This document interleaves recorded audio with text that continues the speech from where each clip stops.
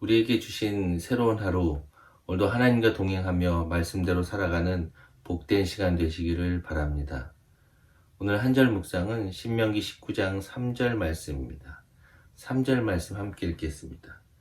너희 하나님 여호와께서 너희에게 기업으로 주시는 그 땅에 길을 내고 세 지역으로 나누어 누구든 사람을 죽인 사람이 거기 피신할 수 있도록 하라. 오늘 하나님께서는 이스라엘 백성들에게 그 땅에 들어가 각 지파에게 주신 땅을 분배할 때 세 곳을 정하여서 사람을 죽인 사람이 피신할 도피성을 만들라고 하십니다. 전에 요단 동편에 세 곳의 도피성을 만들었습니다. 이제 가나안 땅에서도 역시 세 곳을 만들어서 우연히 살인을 저지른 자가 죽임을 당하지 않도록 피할 수 있는 곳을 마련하라고 하십니다. 누구나 실수를 하게 됩니다. 의도치 않게 벌어진 일에 대해서 죄 없는 자가 억울하게 죽는 일이 없도록 만드신 제도가 바로 도피성입니다. 이 도피성은 살인을 저지른 사람만을 위해서 세우신 법이 아닙니다. 우리 모두를 위해서 만든 하나님의 은혜의 법입니다. 이 법은 우리 또한 그럴 가능성이 있는 사람이라는 것을 말씀해 줍니다. 의도치 않게 벌어져서 억울한 죽임을 당할 수 있습니다. 해명하기도 전에, 자초지정을 이야기하기도 전에 죽임을 당하는 것을 방지하기 위해서 세우신 제도입니다. 두 번째는 이 살인의 살인이 일어나지 않도록 하기 위해서입니다.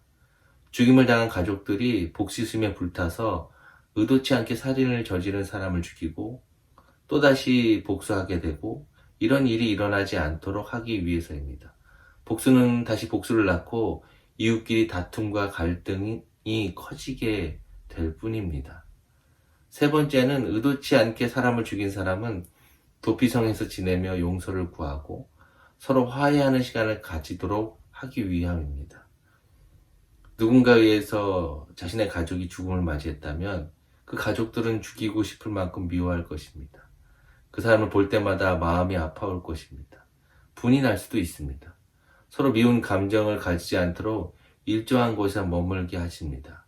또 다른 갈등이 일어나지 않게 하기 위해서입니다.